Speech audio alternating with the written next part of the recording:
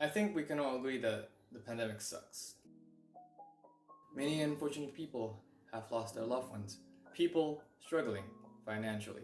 Nurses and doctors sacrificing their life for the sick. It feels like the world ain't changing any better. Many of us are still being trapped in the wall of our homes, doing our new normal activities, being as productive as possible, and sometimes not doing anything at all.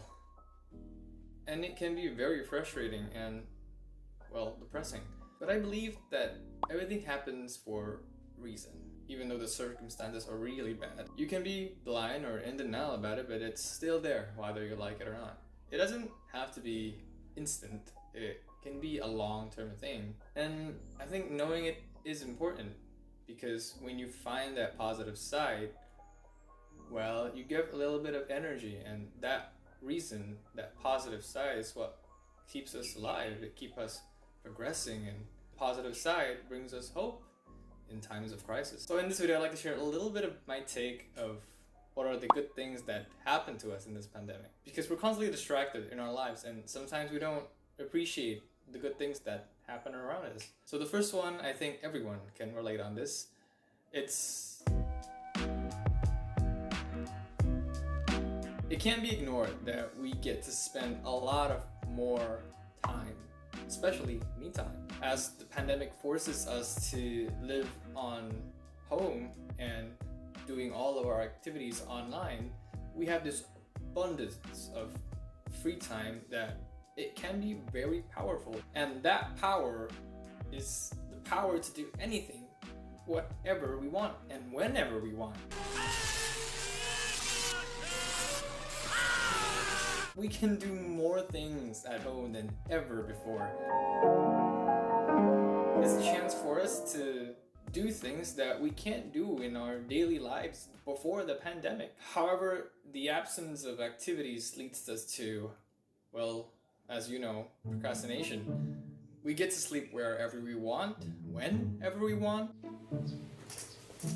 Binge watch Netflix and YouTube like there's no tomorrow. Or Googling what quarter life crisis is and wondering for any hour if your personal identity ceased to exist. The freedom can be out of hand. But if you use it properly, like Uncle Ben always say, with great power comes great responsibility. Me time can be very productive and, well, fulfilling. We have an enormous amount of me time. We started to realize that we can't sit around doing things that we are comfortable. I think this pandemic taught us to be more responsible for ourselves, to give a little bit of order in our life. Either it's hitting that big task you're delaying, or keeping that promise to exercise in the morning, or stopping that bad habit of playing your phone till 3 in the morning and just sleep.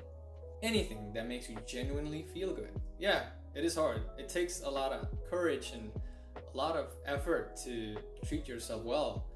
But there's no excuse anymore. Like, we have a whole bunch of time that, well, there's no excuse not to try. We then make a routine out of it. Maybe make a timetable or some sorts, or putting that alarm in 8 a.m. It's anything that puts you into order. I started to wake up in the morning, at least try to wake up in the morning, but I always end up waking up at 9 a.m. But still, at least trying is still a good thing. So yeah, in a world of chaos, I think it's a good thing to have a little bit of order. And I think the pandemic gave us that chance to redeem ourselves, to try those good things, to treat ourselves good. However, I'm not saying that you should do things that you like or things that makes you happy. I think that doing something that makes you happy for you and doing something that makes you good for you is two different things. Let's say we give kid a candy that makes them happy, right? But we can't keep on giving them candy. We have to teach him or her how to brush her teeth. Anything that on the long run will be good for him or her. And that, I believe, is treating yourself good. And therefore we question ourselves, what are the good things that I can do in this pandemic? And I think in this meantime, we've all been there asking that question, subconsciously or consciously. And think about it. If the pandemic didn't happen, you wouldn't ask those questions. You wouldn't do those things that make yourself feeling genuinely good for yourself. And if you haven't properly treated yourself good I think it's not too late. It's never too late for anything. And I think the pandemic is starting to slowly go, and before that, I think you can fix yourself by, well, as I said, treating yourself good. Having me time is important. However, as social beings, we can't really be left alone. And I think this pandemic has made us... I had a really good relationship with someone, and I thought it was ruined because the pandemic had happened and then we can't contact each other face to face. So I concluded that all relationship turned really bad after the pandemic, but in actuality, it's not really the case.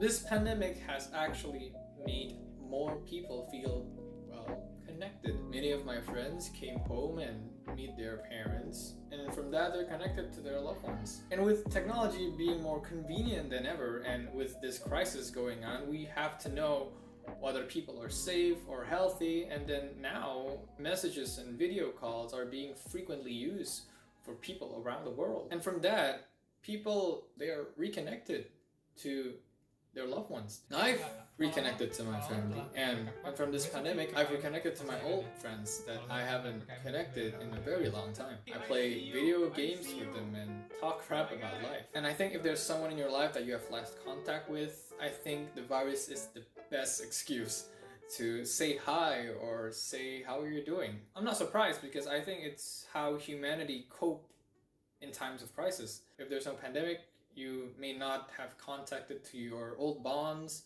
or meet your family frequently, and not like having these more intimate relationship. Yeah, I mean, sure that you can't meet them face to face, I mean, that's a bummer, but at least you have, contacted them, like video call, and that is what makes the connection stronger. And at the end of the day, after the pandemic, we have a strong bond with that someone. And as the result, our relationship are much more closer than ever before. And because the pandemic has been a collective ordeal, that's a saying that we've been there, like all of us have been there. For many of us, this has translated to developing more.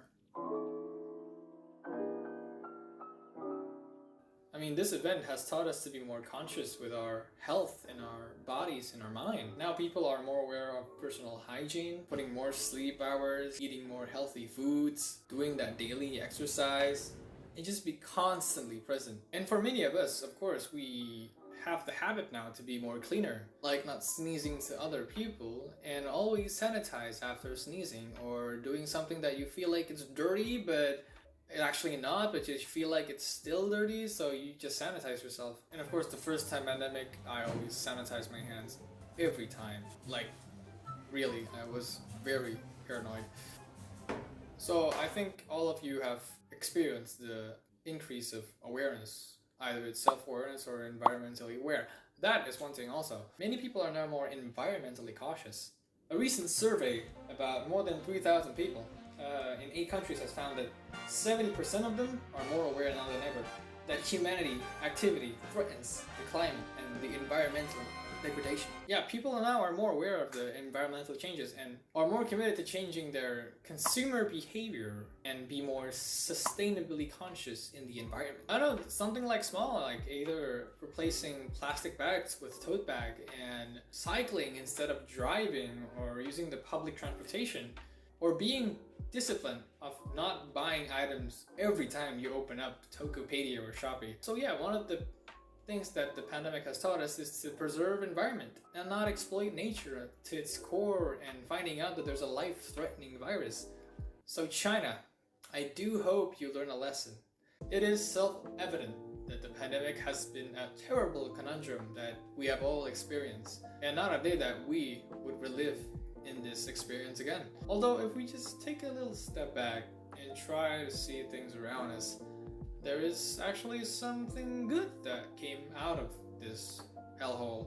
There should be something that we are glad it happened. No, I'm not saying that these bad stuff should happen because there's something good in it and it's justified. No, I'm not saying that. I mean, things that are tragic is still profoundly bad for us. I mean, losing someone is still devastating. Being alone is still depressing, and breakup is still heartbreaking, and the pandemic is still sucking. However, for what it's worth, I think it made us more stronger as an individual. Made us to be more resilient in the face of insecurity. Made us to be more aware of ourselves and the things that are around us. Made us to be more thankful for the things to come. And if you feel like these good things have not hit you yet, well, I think just dig a little deeper. I think there's something good, generally something good that happened in this pandemic for you. And it doesn't have to be instantly, you don't have to realize it. I'm saying that it can be something good for the future. Just dig a little deeper. I bet you'll find something that leads to you to saying, thank God the pandemic happened. Thank you guys sudah nonton video ini. Gue rasa tadi message-nya sangat penting untuk teman-teman yang masih mengalami pandemik sama ya di negaranya, apalagi di Indonesia lagi parah banget. Ya gue bikin video ini sebenarnya terinspirasi dengan karena gue gabut, dan sebenarnya video yang gue buat yang pas ibu gue kemarin. Like a YouTuber always say, hit that like and subscribe, and if you want to see more videos, just hit that notification and it will notify you as soon as I upload. Thank you guys for watching, and gue gak tau tagline gue apa, tapi ya bye bye.